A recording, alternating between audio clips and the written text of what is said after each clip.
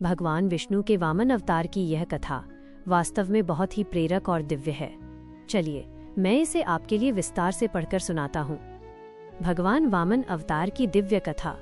भगवान विष्णु का 5वां अवतार वामन धर्म की स्थापना और अहंकार के विनाश का प्रतीक है। इसकी कथा हमें श्रीमद् भागवत पुराण और विष्णु पुराण में विस्तार से मिलती है। 1. राजा बलि का बढ़ता पराक्रम। दानवों के राजा महाबली अत्यंत शक्तिशाली और महान दानवीर थे। उन्होंने अपने तपोबल और पराक्रम से तीनों लोकों पर विजय प्राप्त कर ली थी, यहाँ तक कि स्वर्ग के राजा इंद्र को भी अपना सिंहासन छोड़ना पड़ा। हालांकि बलि धर्मपरायण थे, लेकिन सत्ता के मद में उन्हें धीरे धीरे अपने बल का अहंकार होने लगा था। 2. देवताओं की पुकार और वामन जन्म। अपना राज्य खोने के बाद दुखी देवता भगवान विष्णु की शरण में गए। उनकी प्रार्थना सुनकर प्रभु ने माता अदिति और ऋषि कश्यप के पुत्र के रूप में जन्म लिया। उन्होंने एक नन्हे ब्रह्मचारी बालक का रूप धारण किया, जिनके हाथ में कमंडल, एक हाथ में छत्र, छाता और पैरों में लकड़ी की खड़ाऊं थी। 3. पग भूमि का संकल्प। जब राजा बलि नर्मदा नदी के तट पर अश्वमेध यज्ञ कर रहे थे, तब वामन देव वहां पहुंचे।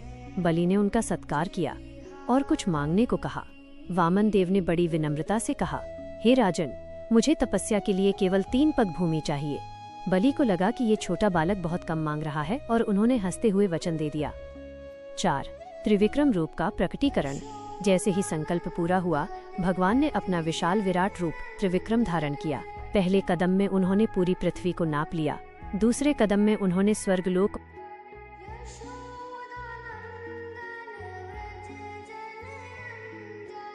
और समस्त आकाश को नाप लिया। अब तीसरे कदम के लिए ब्रह्मांड में कोई स्थान शेष नहीं बचा। 5.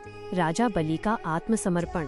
जब बलि ने देखा कि प्रभु ने सब कुछ नाप लिया है, तो उनका अहंकार चूर चूर हो गया। वे समझ गए कि यह स्वयं नारायण हैं। उन्होंने अत्यंत विनम्रता से अपना सिर झुका दिया और कहा, प्रभु, अपना तीसरा कदम मेरे सिर पर रख दीजिए। भगवान ने ऐसा ही किया और बलि को पाताल लोक भेज दिया। 6. प्रभु का आशीर्वाद और ओणम का संबंध।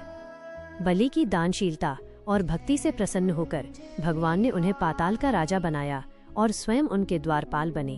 भगवान ने उन्हें वरदान दिया कि वे साल में एक बार अपनी प्रजा से मिलने आ सकेंगे। दक्षिण भारत का प्रसिद्ध ओणम इसी खुशी में मनाया जाता है कि राजा बलि अपनी प्रजा से मिलने आते हैं। इस कथा की मुख्य सीख। अहंकार का पतन। चाहे व्यक्ति कितना भी शक्तिशाली क्यों ना हो, अहंकार उसका विनाश कर देता है। विनम्रता और दान। राजा बलि ने अपना सब कुछ हारकर भी अपना वचन निभाया, जो उनकी महानता को दर्शाता है।